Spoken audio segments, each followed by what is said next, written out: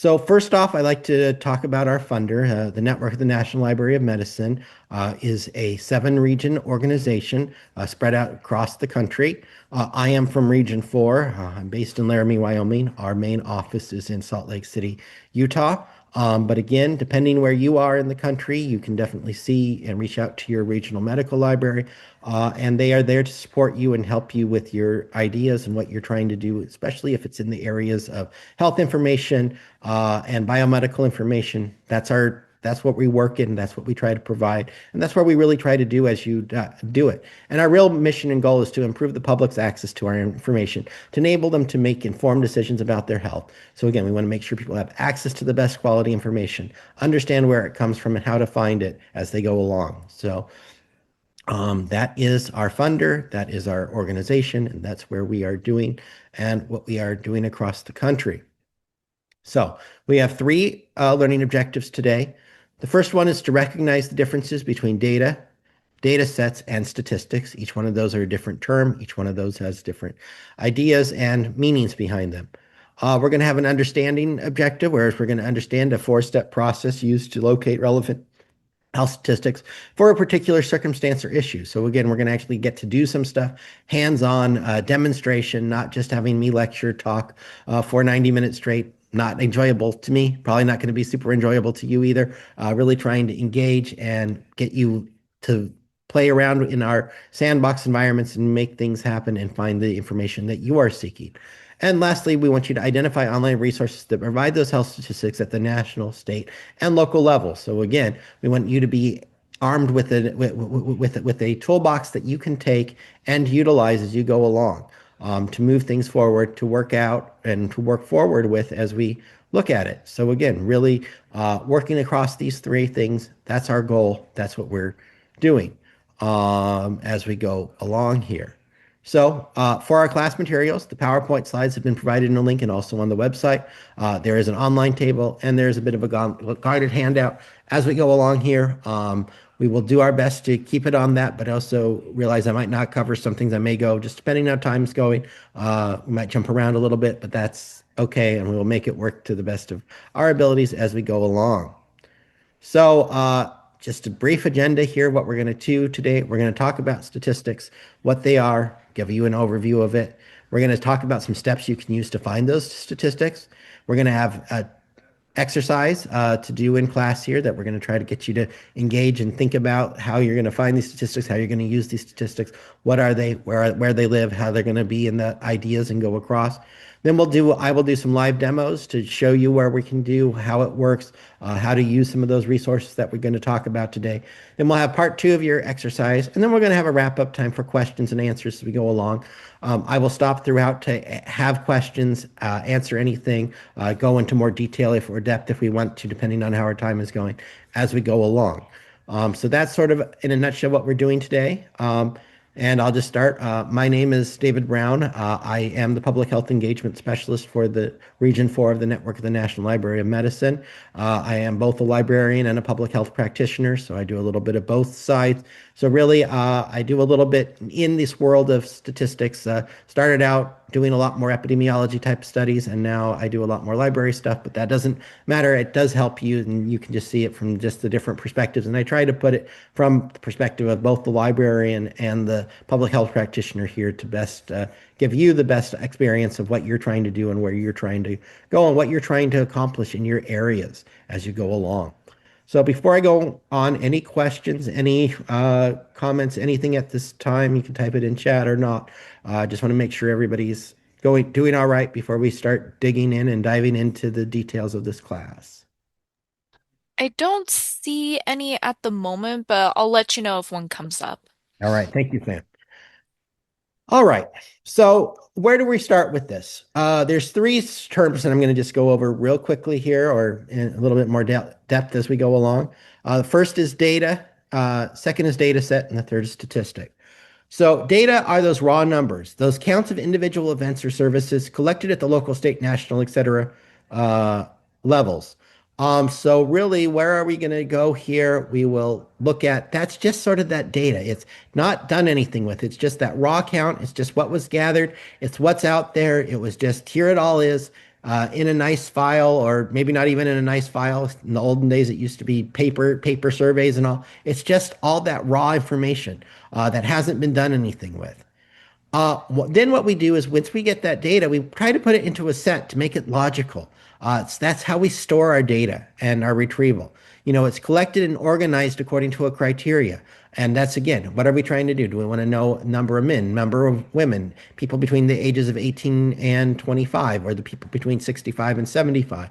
Again, we can organize it a little bit more, and it really does let us have a set so that we know what we're looking at and we're actually getting to what we want to see and how we want to see it. And the thing is, they may or may not represent that entire population, and that's okay.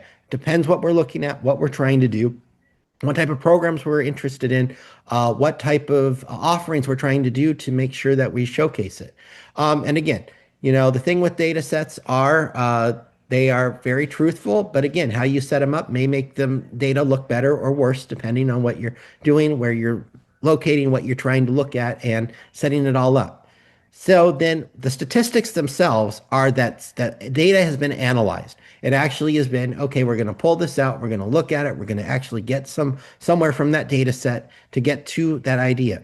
Most data on websites are our compiled statistics. So again, we don't usually just see raw data or a data set that's out there. It's usually we're seeing a graph, we're seeing a chart, we're seeing something, and that is the statistic. It's showcasing, it's showing what's been done as we go along, and we're going to look at it.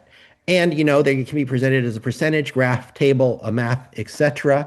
Um, uh, and Kelsey, about the chess credits, it'll just be on the evaluation at the end. There won't be anything to sign. You will need to know your chess number specifically for that. And when it's done, it will get processed and you will be doing it. So, and I do think Sam talked about that, but I'll just reiterate it there in oral. All right. So, what are we talking about with these key features of our health statistics? It's a numerical summary of that data computed on samples. So again, a sample is this big, large group that we're looking at, and it's we sampled them, we got some information on it, and then we summarized it. So that's that statistic. It's like, what did we get? How many did we get? What's that percentage? What does that look like? How is it all in that world of ideas?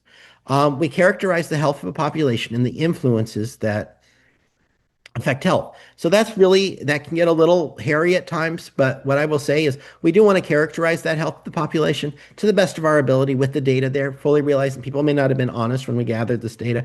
People also may be overstating or understating things. Again, it's the best we have, fully realizing that there is always noise and there's always error and there's always variance that we cannot always account for in that world.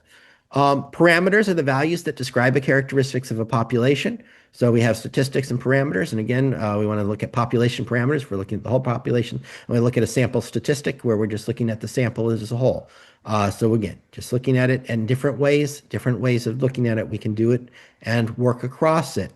It's often collected and analyzed over a specific period. Again, 1 year, 2 years, 10 years. Can be, a longer term study following a person's lifetime. It can be,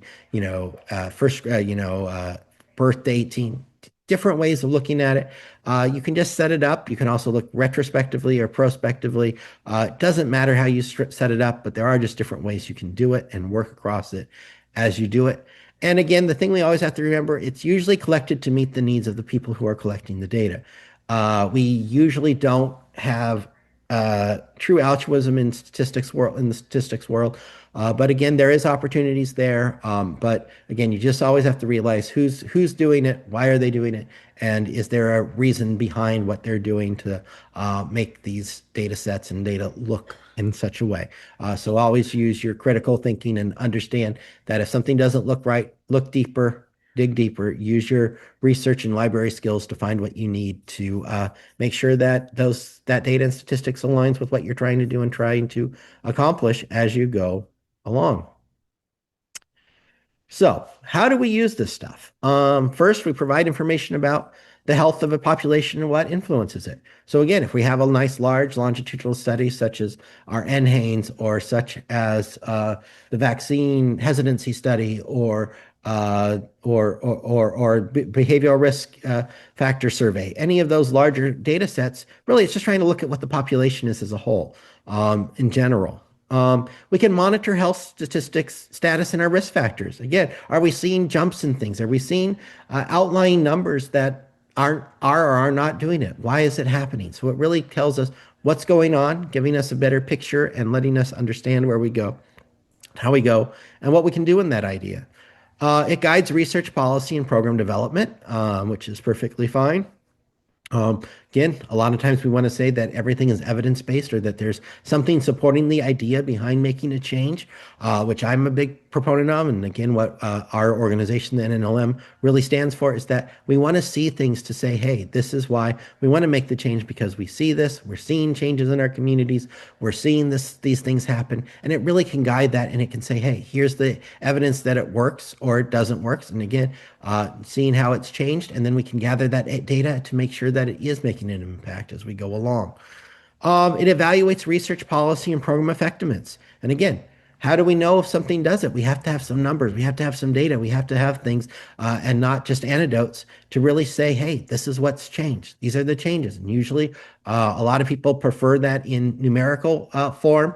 I tend to like both numerical and qualitative approaches, but again, at least for most people, they like to see the numbers. They want to say, "Hey, last year we had 73 cases of drunk driving fatalities, and this year we only had 25." So again, people like those numbers. They like to see those things and understand where it is and why things go as they go along. All right. So, any questions so far on that material I've covered? I will do a check in here.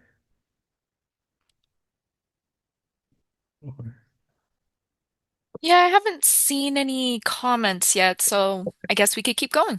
That's fine. No problem. Thank you, Sam.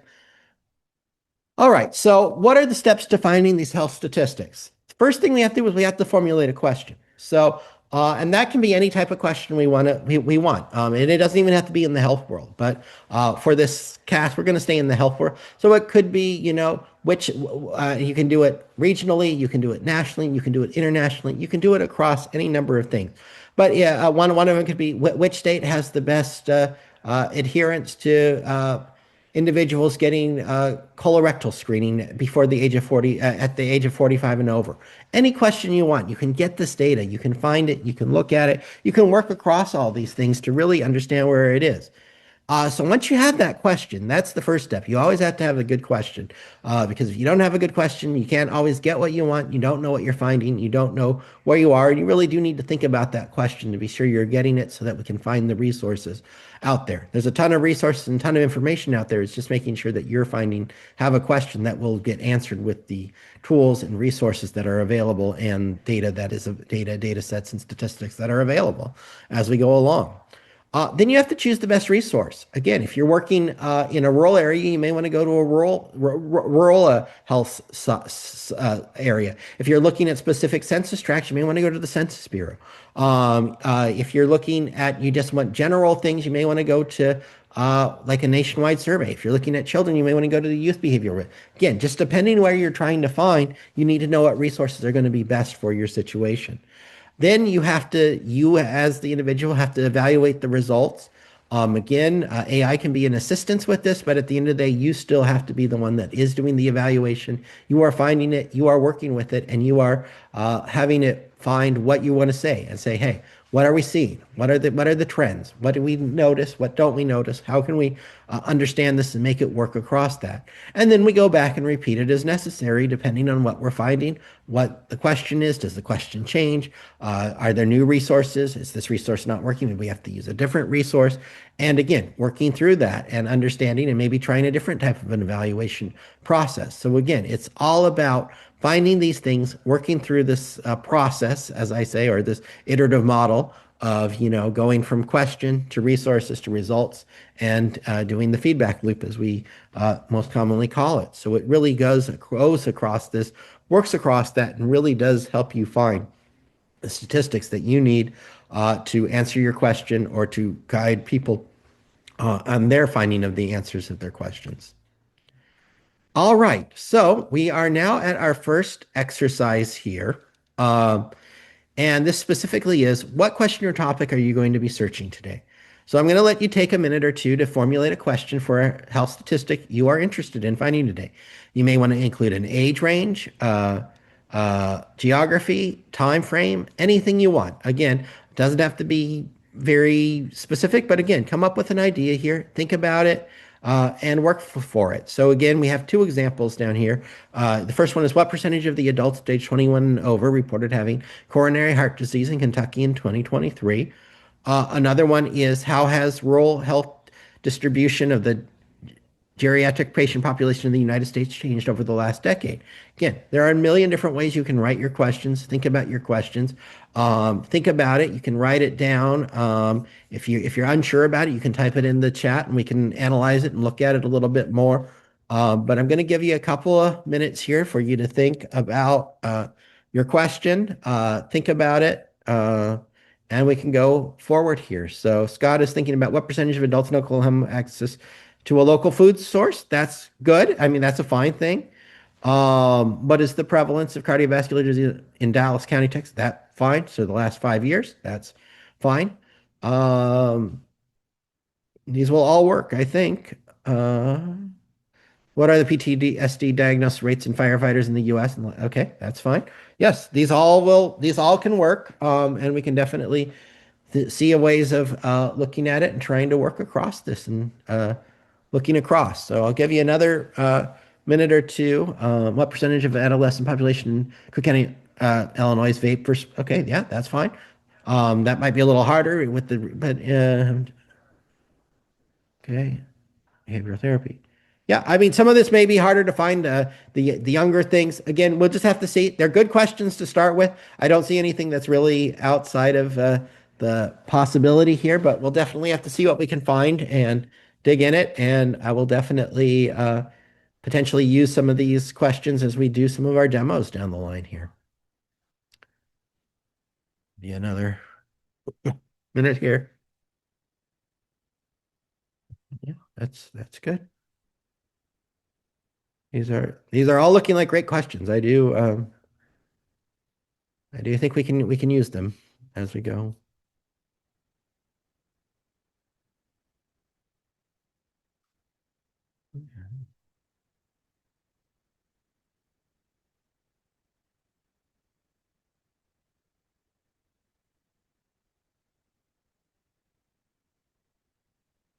All right. Well, I've given you a couple minutes there. I think you all have great questions and great ideas there. Some of the more current stuff may be harder to find because, again, we have to realize that when data is collected, it takes a while to analyze and make it publicly available, but we will definitely look and see what we can find as we go along. All right. So, in general, here we have some statistic portals that we can look at. So again, these are just different approaches to looking at things. So the first one here we will look at is the National Center for Health Statistics. It is a principal health statistics agency for the United States. It's been part of the Centers for Disease Control and Prevention in 1987. It compiles statistics from numerous data sources, provides information to guide decisions on policies, the healthcare system, and health disparities, and it adheres to quality guidelines to maximize the integrity of the information. The website is cdc.gov/NCHS, and I will pull that up for us here. And I will just say real quickly here that any of the government websites I'm going to may have comments, may have things. And what I will say, the old data I will trust. Anything new, you may have to look at it differently because of the way we've had changes in access, funding irregularities and things. So just be mindful and just check on that as we go along. So here is our CDC website, National Center for Health Statistics.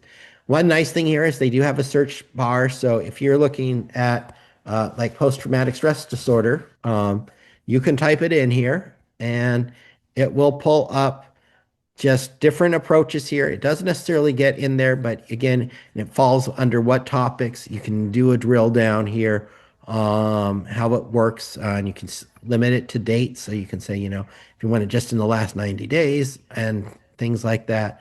Who is the audience? It's for healthcare providers, public health professionals, health department, lab personnel. And it just is just a good way to start if you're just doing, oh, and that didn't even do it right because it corrected. There we go. Okay. That's better. So we basically have here, we got eh, several results here, probably around 100 or so. And again, you can definitely use it, work with it, and look at it. So again, just a different way of looking at it. And it's just a good way to start if you're just trying to get some general information. Now, what I do like to do here is if you know where you're going a little bit more on what you want to do, there's this thing called the data query system. So you have to go a little bit further down the page here to the Explore Our Data section, and you can do this data query. Linked data can be fun, but that's a little bit more advanced than where we're going to go today. But we'll just start with the data query system.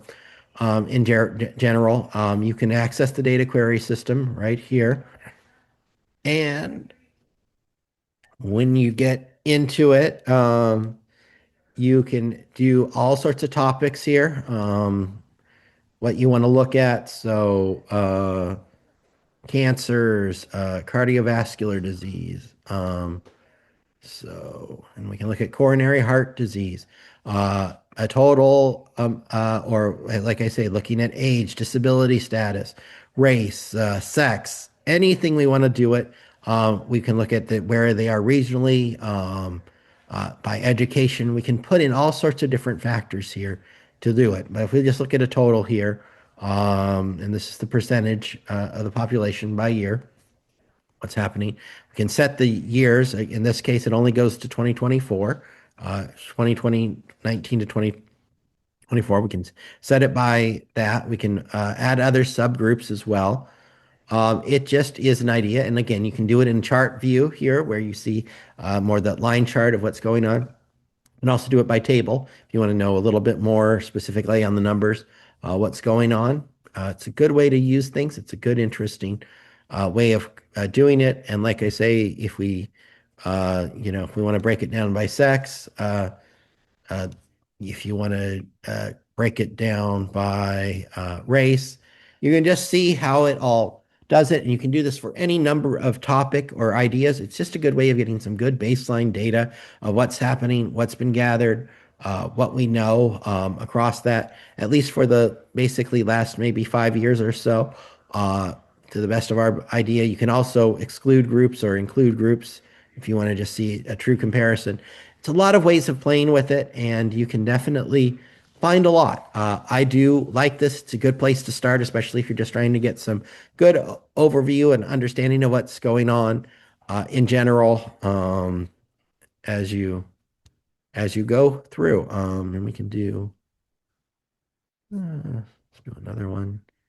Can, if you're looking at diet behavior, so this is the dietary fiber intake when people did it. Now, again, this might be a little dated because, again, it just depends what data we have. So this is maybe about 10-year-old data here, just where it is.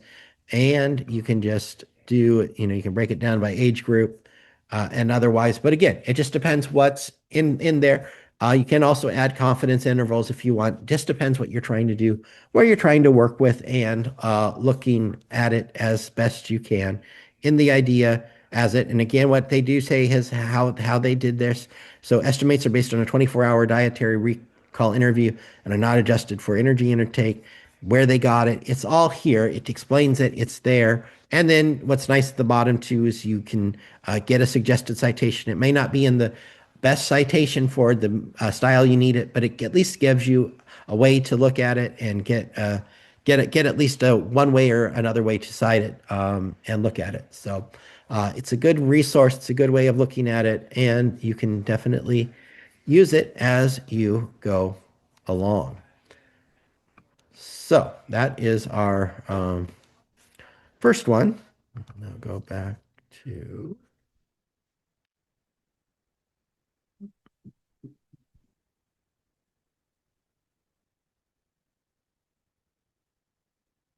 this one. So that was our National Center for Health Statistics. The second one is one of our products from the network, the National Library of Medicine or the National Library of Medicine is Medline Plus. It is our consumer health portal. It is where everything for consumer health is basically stored and provided there. We have a number of information on diseases and conditions, wellness issues, drugs and supplements, and medical tests. We have sourced from over 500 vetted organizations to the best of our ability. They are still current and up to date. And health topic pages can be used to quickly assess statistics on a particular topic. So this is even a more general overview, but it's a good place to start, especially if you're trying to do some patient education or do some things in that area. It definitely works across that, and we can definitely look at those in general.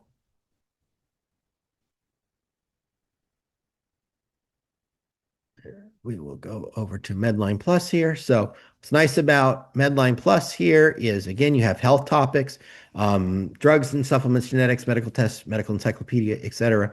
But for the purpose of where we're going today is we'll look at health topics. And all of them are here. So again, you can look at all sorts of topics here, do it by A to Z. So if we are looking at opioid use disorder, if that's an interest of yours, it can definitely go through it. So it really gives a nice overview, or like what are they, what are the risks, how do we look here. Again, it just does have different ways of doing it.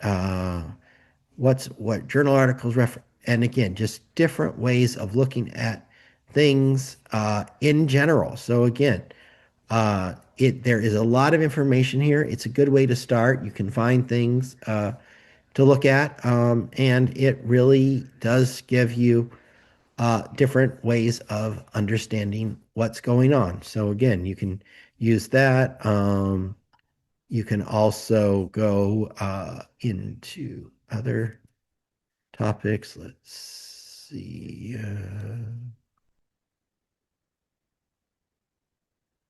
Da, da, da, da.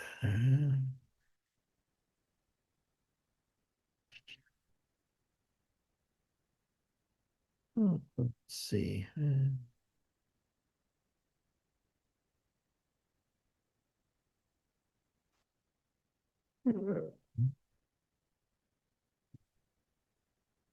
Want to look at something like ovarian cancer, can definitely dive in and get just different ideas of what's happening here. And it really just gives you that good overview things here. It can definitely give you ideas, gives you the different sources of where things come from. It's a good tool. It works. And again, where you can look at, understand, see pictures.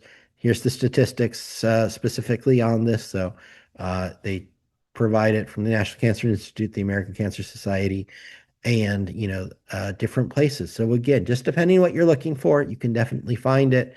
It's a good resource. It's a good place to start. And just again, if you have a specific health topic you're interested in, you can just dive in, find a little bit more, and definitely use it as you go along.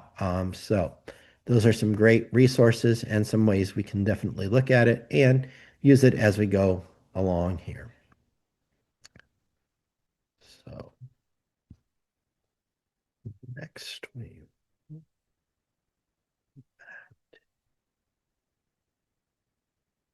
All right, so that is our Medline Plus. It's a good way of finding stuff. You can dive in, you can delve deeper. There are also other classes specifically at NNLM on Medline Plus and those other things. So again, I'm not giving a full overview of it, but it is a good tool. And if you would like to know more, we do offer other classes and trainings in using that specific resource. All right, so we've looked at some of those bigger portals that are going to just have a lot of information. A lot of places are. Now, if we want to look at specifically what's going on in our nation, the first one is our behavioral risk factor surveillance system, BRFSS. There's also a behavioral youth risk factors system. Depends if you're looking at youth or adults. Again, it's different ways of looking at it. It is sponsored by the CDC and other federal agencies. It's the world's largest continuous conducted health survey. It addresses three things: health risk behaviors, chronic conditions and the use of preventative services. It collects self-reported data from all 50 states, Washington, D.C., and U.S. territories. So it is really a good resource. It's a wonderful tool we use, and it does work across those things to make it happen and use it. So we can definitely showcase BRFSS. Now, again, as I said, typical with our current government, they are going to put these little statements sometimes above it. So just be forewarned that you may see things like that, and that's okay as you go along. So what we got here is if you want to know the specific questions that were asked on it, the questionnaires are here. You can look at it by year and see what was there. Because again, not every year are the same questions asked or answered. So you sometimes may need to know what you're looking for in there.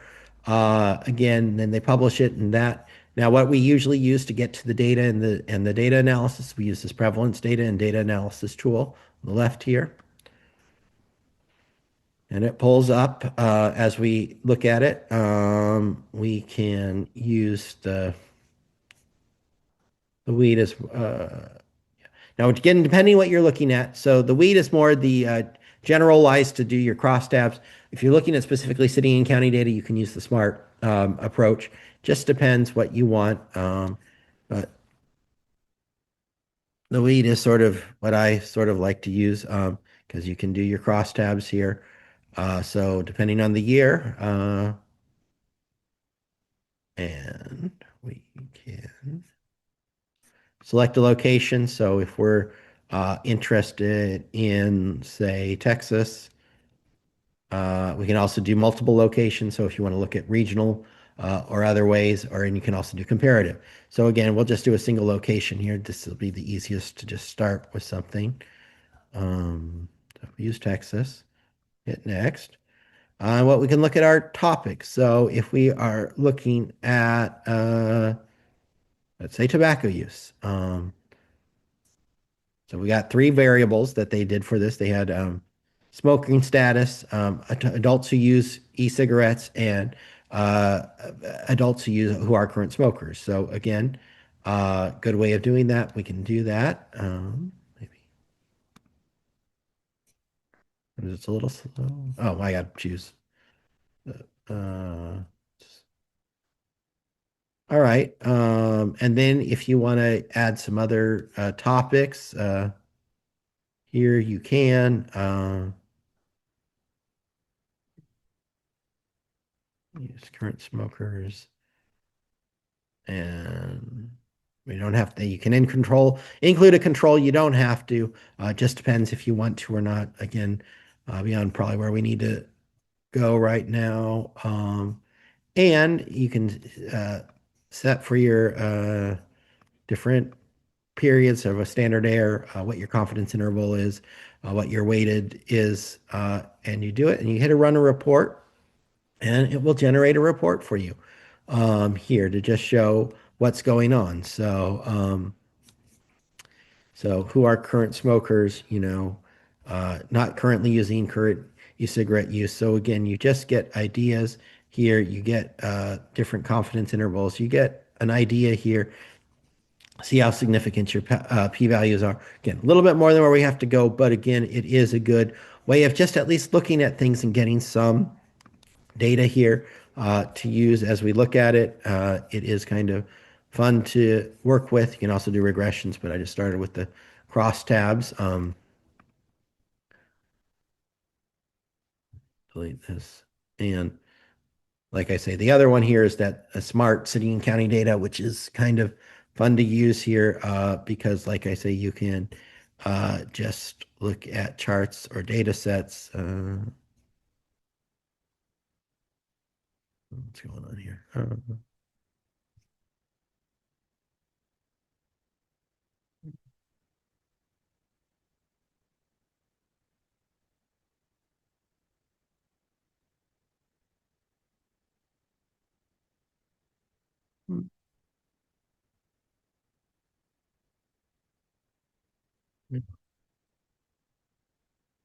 Seems to be not working well, but that's okay. But there are just different ways of looking at it, working across it, and using things as we go along. So again, good place to just find some data, play with it, actually get some analysis done pretty quickly, and it's a good way to just track it and use it as you go along. State Health Facts, which is from the Kaiser Family Foundation. All right. Let me hit here with the. How do you know what to ask? Is there a glossary of sorts that you that would hint? Not necessarily. Again, sometimes it's a lot of trial and error. You just have to sort of look and see what's out there. I wish there was a better answer to that, but again, it's you use your expertise, you use what you find. Sometimes there are code books, sometimes there are codes or what's been found or what's out there, but it definitely is what you got to start with. And again, hopefully, as you do some research, you might be able to find some better terms or better approaches to where you're going as you dig deeper and work across it. That's basically what I will say. I don't think unfortunately, there's no magic bullet to this thing, but it does work across that and work across there as we go along. All right. So next example we're going to talk about is our state health facts. It's produced by the Kaiser Family Foundation. It provides data at the national and state level. There are over 800 health indicators, including demographics and the economy, women's health, minority health, and health insurance. Each one of these is pretty good. Oops. Oh, we're not on the power. Oh, did I? Oh, see. Must not have hit the right share. It's all right. There we go. All right. So yeah, this is our state's health facts. It provides produced by the Kaiser Family Foundation. Provides that data at the national, state, and state level. I mean, there's a lot of health indicators here. I will definitely go show an example of this as we go along here.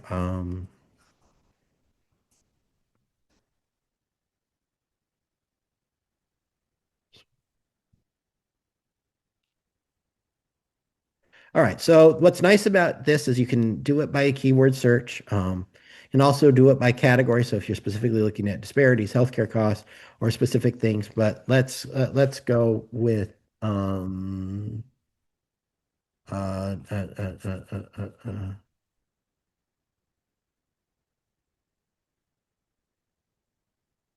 uh, we can look at something like rate of child's death 1 through 14 for 100,000 children. And you can see it by location, as you see here. And basically, you have it by, a idea. You can do it by table, as we see.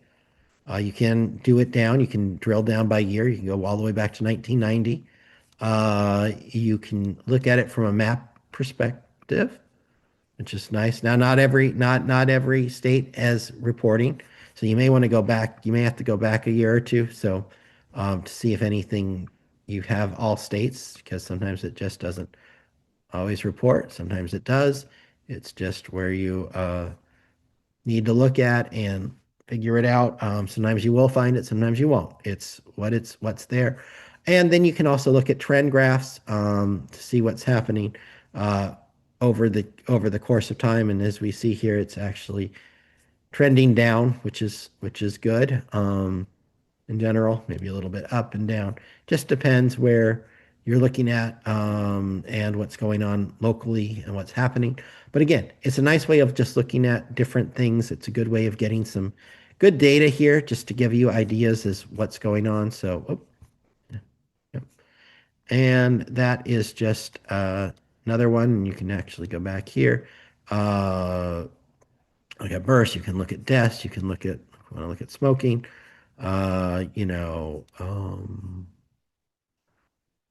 these are adolescents that are reporting, vaping, and you can see where it is by percentage. You can also do it by number. Might not be as valuable. Like, a lot of times we use percentage to do it.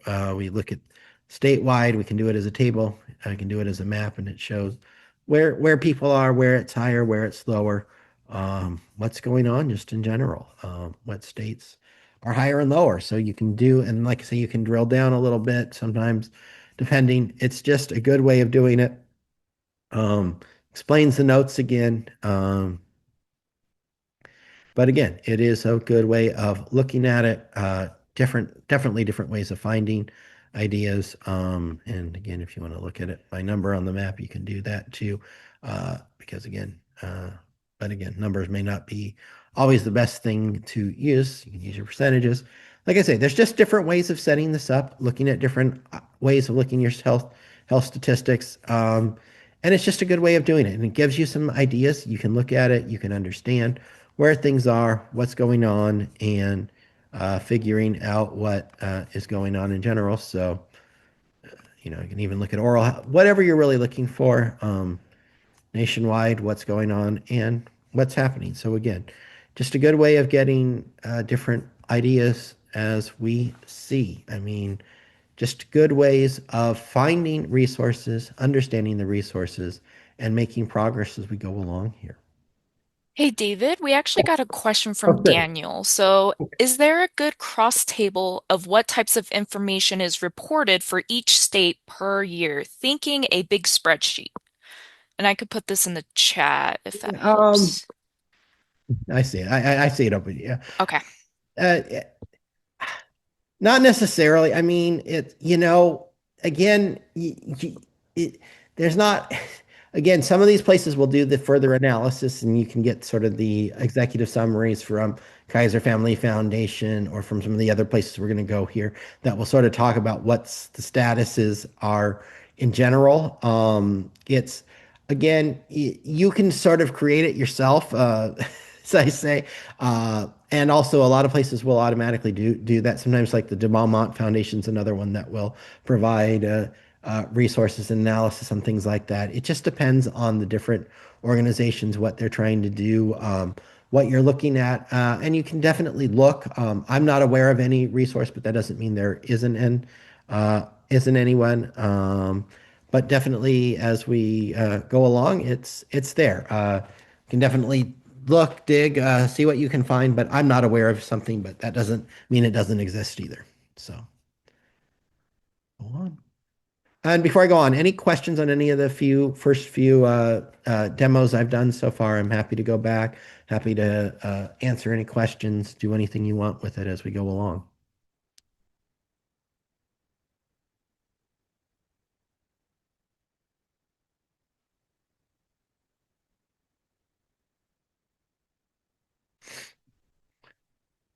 All right, seeing none, I will continue on here. So that was our Kaiser Family Foundation. Great place to just get some good health facts. And like I say, different levels, what you're looking for, what you're trying to find as you go along. And like I say, I was just offering any time for questions. I think I have something. All right.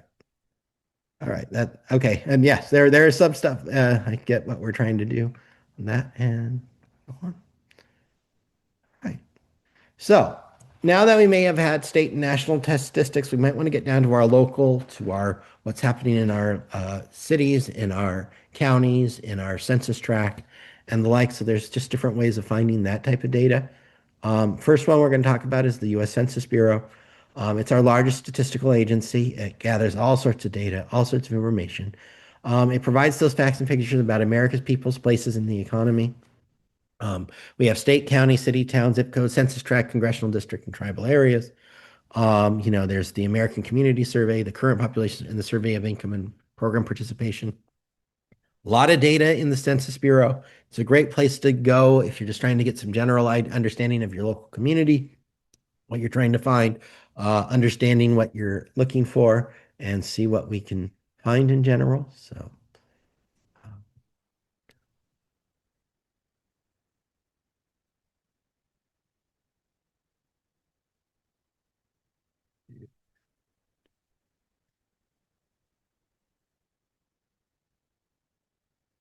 So again, depending what we want to look at, you can do a good search. You can do also an advanced search, depending what you want to do. You can do a general search. You can do an advanced search, but you can also look, all the way down to census tract, what the topics are. So if we want to just look at like a state, statewide. We can do a nationwide thing here, and we have some specific health statistics here on disability health. I don't know what health is going to have in it, but we can definitely look.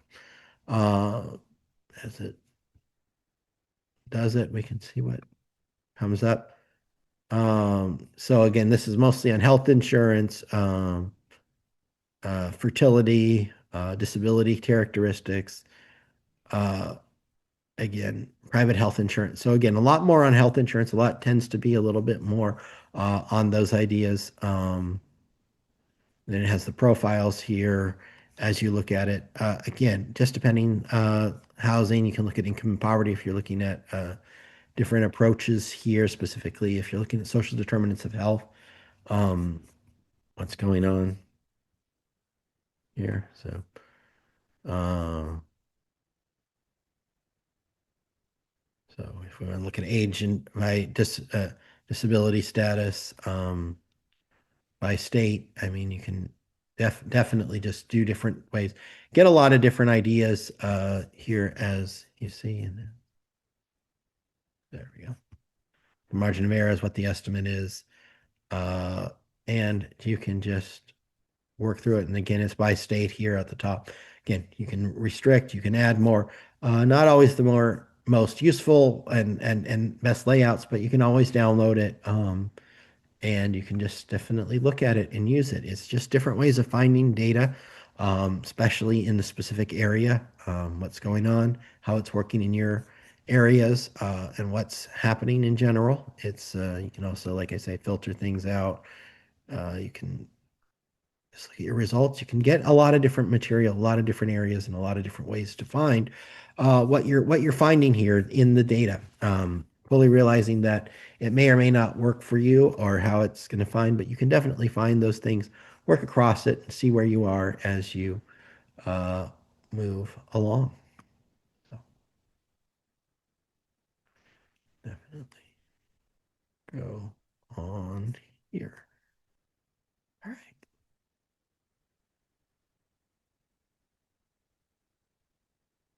The other one is our county health ranking maps.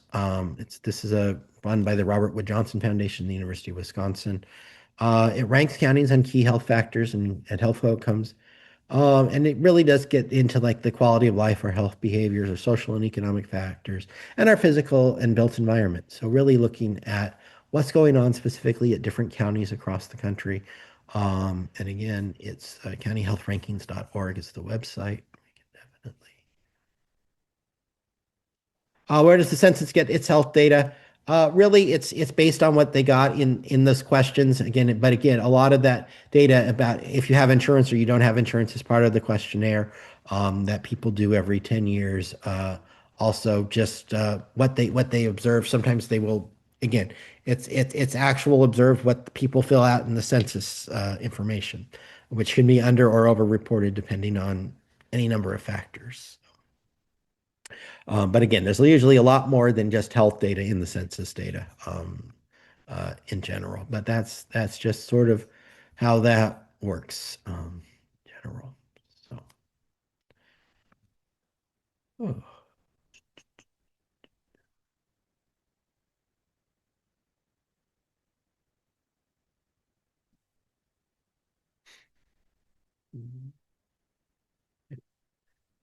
So if we look at our county health rankings, which is nice. Now again, they have a report here that you can do, but you can just really just look at what's going on here in general. If you want to look at a statewide report here, like the state of Washington, it will just show you just different things that are happening, what's going on, ideas. This is just a general things who are the most healthier and who are the least healthy in the United States. It will look at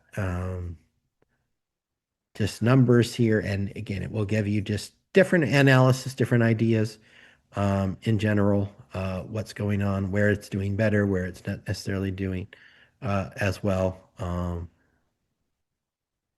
And then there's always little descriptives of why why it is where it is and where they're coming up with the data here. It is very useful that you can use, and it works through it, and you can definitely get all these information. It's a good profile. So again, you can and you can also that's just the well-being. You can look at quality of life factors. You can look at any number of things here, number of adults, adult smoking. I mean, all of these things just show what's going on. And so you can do it by table. If you want to look at specific counties, you can download the data. You can look at the demographics in general of the state as you look across. A lot of different ways to look at it, but you can also if you want to look at like a city here, you can look at specifically into what's going on here, just even at the count at a zip code level. So again, depending what you're looking at, you can definitely find what you're looking for, and it gives you different things. Again, statewide data is going to be a little bit more robust because you usually gather more. Zip code specific may not be because it just depends where people are getting that data and what is available and out there. So again, just different ways of looking at it. It's a good resource. I like it because it's just, especially if you're trying to understand what's going on or you're trying to compare different areas. You can also go back about 14 years or so there. So again, just a lot of different ways of finding things, different ways of working it. Hi, And to, David. So it yes, looks like Marissa raised her hand, so I'm going to give her the opportunity sure, to please, talk so she can ask her question. please. And you can also add it to the chat if that's easier, Marissa. You should be able to unmute if needed. It was totally a mistake. I Oh, whoops. did not mean to. No problem. Not a problem. Thank you. All right. Any questions before I go on? Any comments? Happy to definitely continue uh, on here, or we can definitely answer or showcase more things. So, like I say, I'm just trying to show you just different ways to find these things. Fully realizing we don't have all day to do this, but you have enough time to just get an idea of what you're trying to find, where you're going, and what you would like to do as you work on. All right. So that's the county. And then we have the city health dashboard. This is a little better for more urban centers because it really is looking at little larger areas. And it's, again, it's created by the Department of Population Health and the School of Public Service at NYU in partnership with the National Resource Networks. Over 30 measures of health for over 900 U.S. cities. It's data at the city zip code and census tract levels. It measures align with the county health rankings and roadmap. So it's a complementary idea here, but it's definitely a good resource. It's a good thing to use, and we can look at it. All right. So if we want a specific city, look at Denver, Colorado. Oh, no, maybe we'll look at Denver, Colorado. Let's see.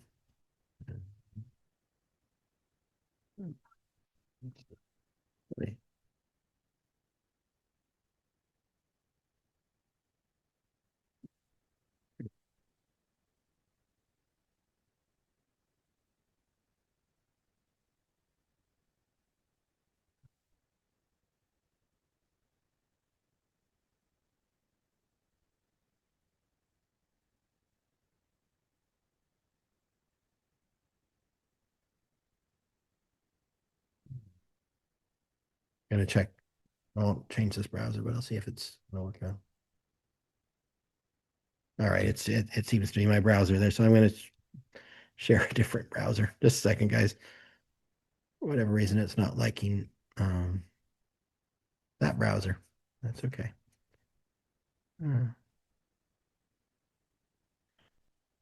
So as we look at it here again, This is for Los Angeles. So again, you have your different health outcomes, you have your economic factors, your health behavior, clinical care, what's going on.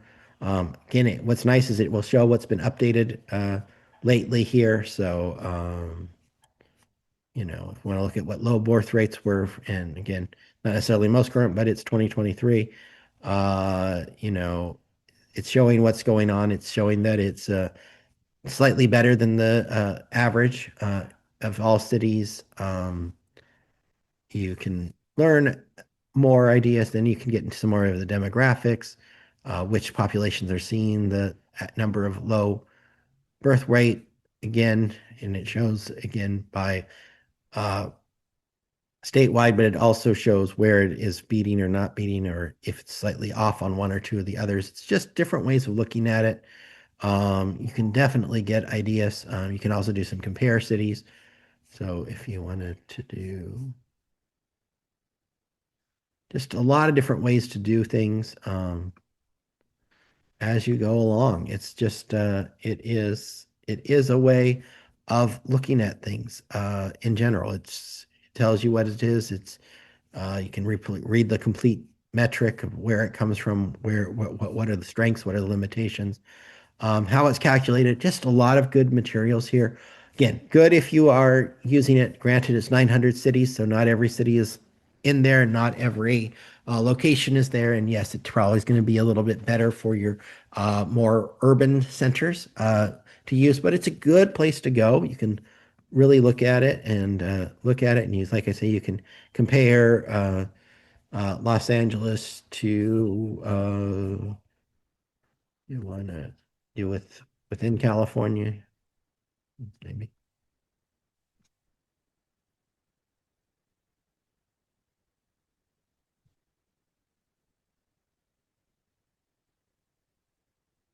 And you can see that San Francisco is doing slightly better. But again, you can definitely see this and you can see different things if you're looking at what's going on, how it works, where it is, and what happens. So again, just different ways of looking at it. You can definitely set it up how you want to look at it and where you want to go with it. So like I say, and then you can compare metrics.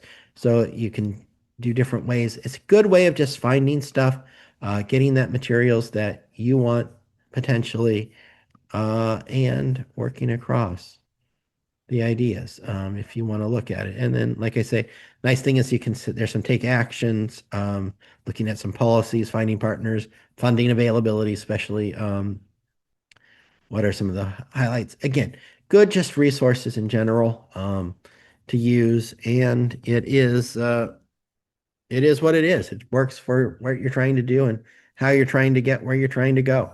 And again, here's sort of the overview of it. It shows you just in general what's better, what's worse in general. So again, you can look at these different ideas and see what you find as you work through it. So, like I say, there's just a lot of different ways to look at this. You can also boil it down by your census tracts too. So again, a lot of different data here that you can use. Pretty easy. I would put a little bit more probably faith in some of these other ones right now, just because of the way the government is right now. But again,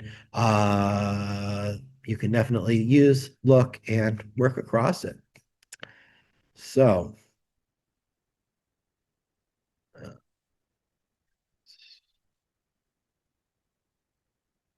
So that was our city health dashboard.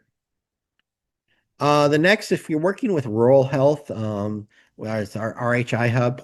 It's funded by the Federal Office of Rural Health Policy. It's a national clearinghouse of our rural health issues, statistics for metro and non-metro counties on demographics, health disparities, social determinants, and access to services. So again, a good source, especially if you're doing rural and frontier communities. It is a good way to find it and use it. So I can go show a demo on it.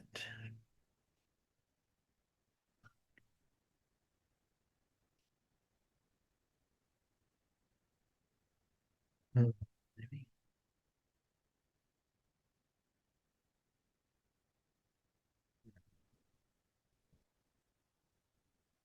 Then, so our Rural Health Information Hub It's this find rural data. You can also do some visualizations. So if you can do it two ways. You can see it here on the find rural data, but you can also hit rural data and visualization, and it will just showcase what you got. So you got your rural data explorer, your chart gallery, which is where the charts are, and the maps that are available. So if we look at the data explorer here, most recent data is 2023, but you can set it by state if you want to look at by state what's going on, metro versus non-metro ideas here.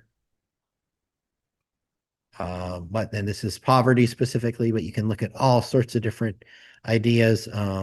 Diabetes, where it's higher, where it's not, and that's you can compare it to the metro versus non-metro. You can look at every the whole state as a whole, all sorts of things here. Access to healthcare, what are the social determinants? Uh, all sorts of good materials here. It's a good place to find it. And again, this at least gives you some data to look at it. And then that's nice if you want to go to the charts gallery, you can do it by state, by type. But if we look at, for example, state of Arkansas, there's all sorts of charts that are already made for you here that you can use 7 pages of them. So depending if you're just doing it, you can see what you can find in there. If you're looking at it. So again, just different ideas, finding stuff, knowing what's out there, and doing it, and you can do that. And then last is you can have your maps of demographic, health status, health workforce, and healthcare facilities. So you want to look at health status ideas, just different ways of idea, where the healthcare facilities are. I mean, it's a good way of just getting ideas of what's there. They've already done a lot of the analysis for you, and you definitely are going to look at it and work across it and see what's out there. Lots of good resources, good place, especially if you're working in the rural health areas and more in the rural and frontier communities. Again, depending what you need, as I said early on here, depends what you're trying to find, where you're looking, and what resources you're going to find to make it work for you and for your ideas as you go along. So good play to work, as I say. All right.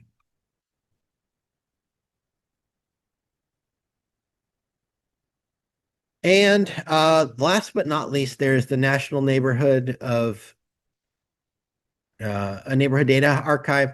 Again, it really looks at how your neighborhood supports cognitive health through places to be physically active, socially engaged, and keep your mind active.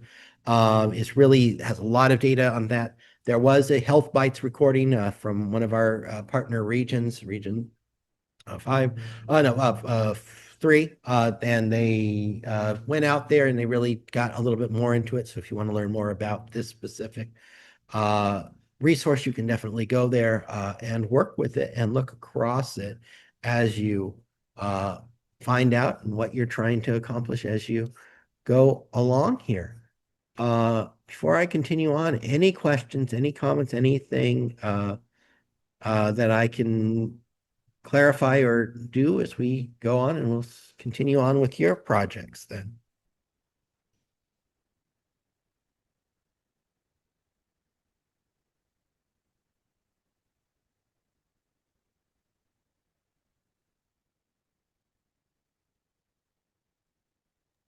Uh, I don't actually I don't think there's one over another. Again, I'm not a specialist in this area, so if you're more of a specialist, you would go to your go-to because that's what you know. I would say, like I say, if you're looking at injury data, specifically if you're looking at traffic injuries like in National Transportation Safety Board, NTSB, again, just depends on the type of injuries you're looking at. In general, like I say, there's just different places you can do it. But there, like I say, and you just have to see what's out there because, like I say, there's always tons of places that have data and information. You just have to know what works for you. And again, sometimes looking at your state and county public health department sometimes has some good resources out there too. Just depends what you're finding as you go along.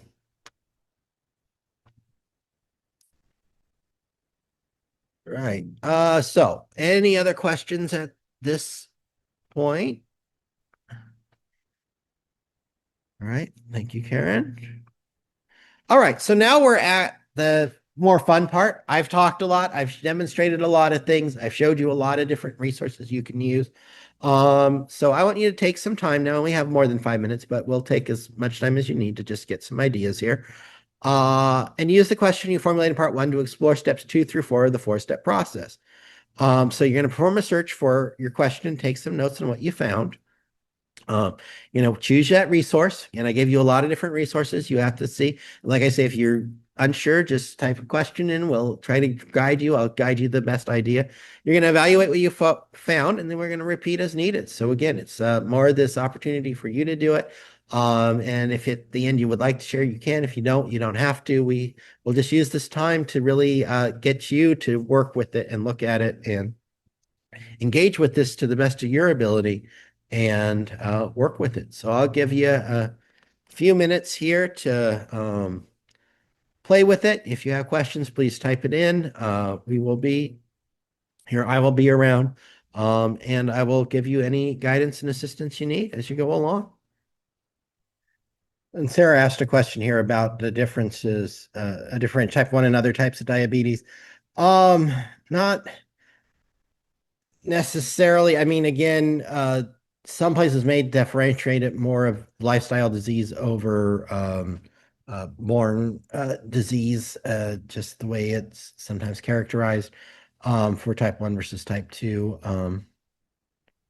It's definitely just have to look at what you're trying to find. Like I say, again, usually you will see higher prevalence rates of type 2 diabetes with obesity and other things there, but it's not always the case, but there's just different ways of looking at it. So, and I hope you are all finding some resources there, some thoughts that you've come up with. You're finding some data that you can use, because again, that's really what this is, so that you can take it and use it as you go forward and get some ideas, dive into it a little bit more, because like I say, we are always looking at ways to make this better for you so that you can do your own research here as you go along. So, all right. So I will close this out a little bit, and I have you opportunities at the end here. So last but not least, we want you to connect with us. Please do. You can connect with your regional ideas. We have LinkedIn, we have our training. We also offer additional classes that will be coming up. They might be slowing down a little bit in the next few months, but there are a couple still on the record as we go along. And we will go along here to our ideas here to look at it. And again, you can use it, be with it, and the evaluation link will now be provided by Sam. There. So if you do have questions, please type them. I will stick around for a little while here if you need anything. And feel free to answer anything that we can do. Or if you would like to talk about anything, please let us know. We can also make you a panelist if you have questions. So, thanks for watching. This video was produced by the network of the National Library of Medicine. Select the circular channel icon to subscribe to our channel, or select a video thumbnail to watch another video from the channel.